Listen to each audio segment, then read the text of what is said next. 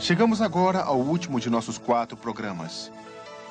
Nós temos visto o que é a Bíblia, como as escrituras hebraicas e cristãs foram escritas, então colocadas juntas e preservadas para as gerações futuras. E nós também temos visto a inacreditável evidência de que a Bíblia que nós temos hoje é essencialmente a mesma dos escritos originais. Mas lembrem-se que isso é um livro cujos escritos foram terminados antes do ano 100, e isso faz muito tempo. A preservação e circulação das escrituras durante tantos séculos é uma saga extraordinária.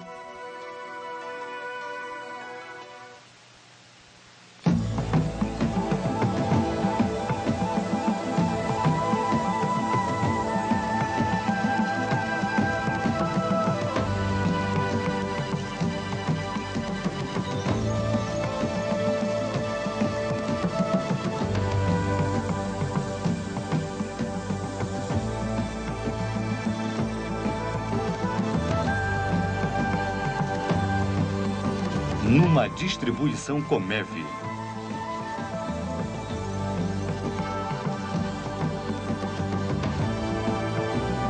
Descobrindo a Bíblia. Programa 4. Sobreviveu, viajou e fez diferença. Versão brasileira Dublamix Rio. Uma questão de sobrevivência.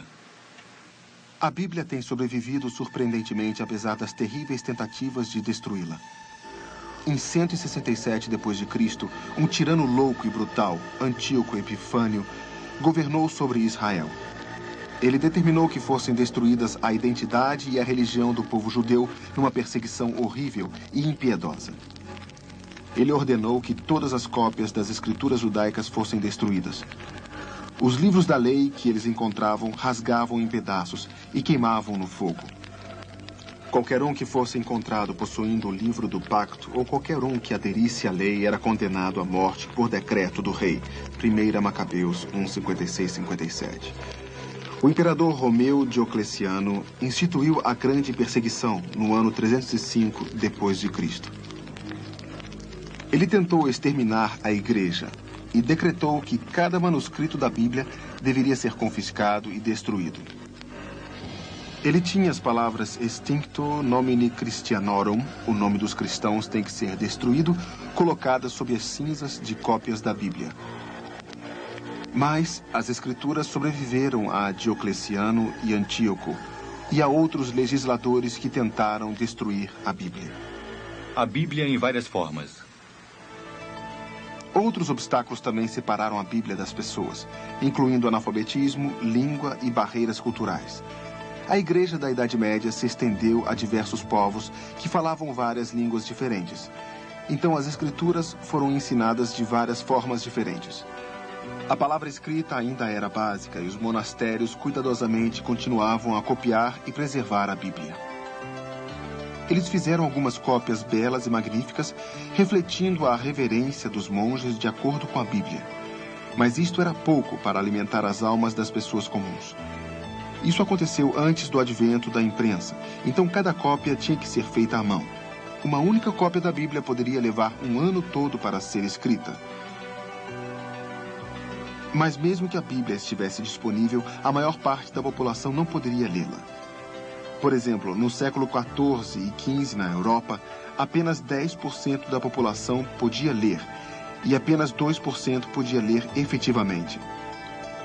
Então a Bíblia era ensinada de várias formas surpreendentes. As peregrinações tiveram grande importância na Idade Média. Então, como hoje, havia um interesse especial em visitar Jerusalém e a terra de Israel para recordar eventos bíblicos em seus locais originais. Esculturas representavam pessoas e eventos bíblicos. A música incorporada à igreja continha a Bíblia.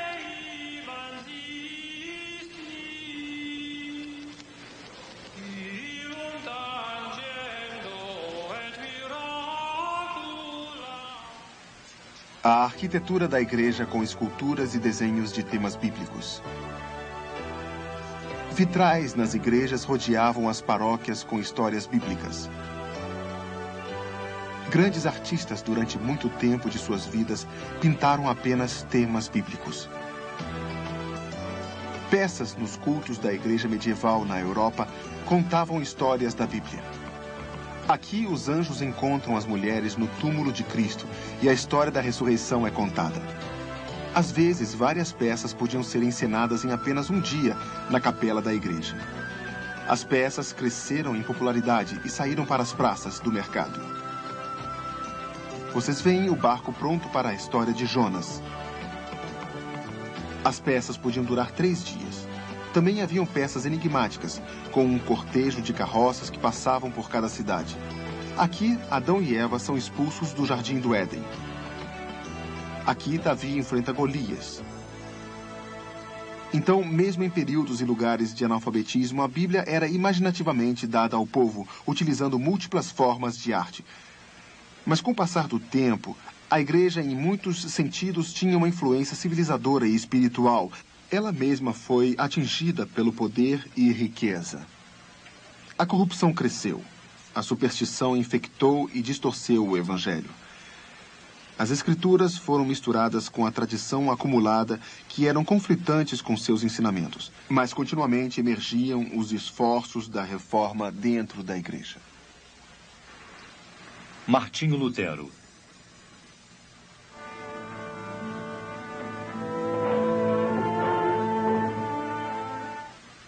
Martinho Lutero, um monge agostiniano alemão no início de 1500, talvez tenha feito o papel mais visível, trazendo a Bíblia de volta para as igrejas. Eu tenho pensado. Não consigo encontrar Carregado paz em de minha culpa, alma. Lutero torturava a sua alma. Não importava o quanto ele tentava, não achava nenhum conforto nas cerimônias religiosas. Adeus. Mas em seu estudo das Escrituras, Lutero descobriu a paz interior que procurava desesperadamente. Descobriu que o perdão não tinha que ser comprado, mas sim um dom, e Deus recebido pela fé. Nessa época, indulgências estavam sendo vendidas na Alemanha para ajudar a financiar a reconstrução da igreja de São Pedro em Roma. Estas indulgências prometiam o perdão dos pecados, pelo pagamento de um preço. Lutero não podia ficar parado e ver o perdão ser oferecido dessa forma. Em 31 de outubro de 1517, colocou as 95 teses desafiando as indulgências. Era uma atitude pacífica, mas estava para se tornar, como eles disseram, um ponto principal da história. Isso alastrou um furor imediato pela Alemanha. Lutero foi arguido perante as autoridades da igreja. Na questão da fé, eu acho que nem o concílio, nem o papa, nem nenhum homem tem poder sobre a minha consciência. E quando eles discordam das escrituras, eu nego o papa e o concílio e todos. Um simples leigo armado com as escrituras é maior do que o poderoso papa sem ela. A igreja tentou frear Lutero, mas quanto mais ele orava e estudava, mais discordava da igreja romana. Lutero foi chamado perante o imperador e foi-lhe dada mais uma oportunidade de retratação. Martinho Lutero, você ainda não respondeu a pergunta. Nos dê uma simples resposta. Se retratará ou não? Vocês me pedem uma resposta. Aqui está. A menos que me convençam pelas escrituras, e não com papas ou concílios que frequentemente se contradizem. A menos que eu seja convencido de que eu estou errado, eu ressalto minhas crenças pelos textos da Bíblia. Minha consciência é prisioneira da palavra de Deus. Para ir contra a consciência não é certo nem seguro. Portanto, eu não posso, eu não tenho a mínima intenção de me retratar. Assim permaneço. Nada posso fazer. Deus me ajude.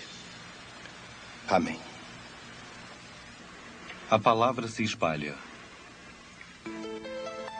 O advento da máquina impressora tornou possível a difusão da Bíblia como nunca antes. Mas isso não aconteceu de uma só vez. Essa Bíblia em galês pertenceu a uma jovem garota, Mary Jones. No verão de 1800, Mary Jones saiu da sua casa no povoado de Welsh, em Llanfihangel, para andar 40 quilômetros até Bala, ao norte de Wales. Ela foi sozinha. A maior parte do caminho descalça, para poupar seus sapatos. Sua caminhada foi feita pela zona rural. Nada poderia detê-la. Nem mesmo a tempestade que se aproximava. Durante 6 anos, desde que ela tinha 10 anos, Mary queria ter sua própria Bíblia mais do que qualquer outra coisa no mundo. Ela criou galinhas e vendeu os ovos para ganhar dinheiro para comprar a Bíblia. Quando ela conseguiu o suficiente, ela saiu para o único lugar em Wales onde ela poderia comprar uma Bíblia. Este lugar era em Bala. 40 quilômetros depois, ela chegou e encontrou o reverendo Thomas Charles, que tinha as Bíblias. Mas havia sobrado apenas uma, que ele havia prometido a outra pessoa. Quando ouviu a história de Mary, o reverendo Charles decidiu que a outra pessoa poderia esperar. Mary finalmente poderia ter a sua própria Bíblia, para ler e alegrar seu coração. A dedicação da jovem Mary tocou os corações dos líderes cristãos na Grã-Bretanha e entusiasmou a formação da Sociedade Bíblica da Grã-Bretanha em 1804. Daí iniciaram-se sociedades bíblicas por todo o mundo. Elas hoje distribuem milhões de cópias das Escrituras a cada ano e em centenas de línguas. As traduções da Bíblia. Nos primeiros tempos, os crentes tinham o desejo das Escrituras em suas línguas maternas. Durante séculos, a tradução da Bíblia foi lenta. Aqui vocês veem o número de traduções feitas de século a século.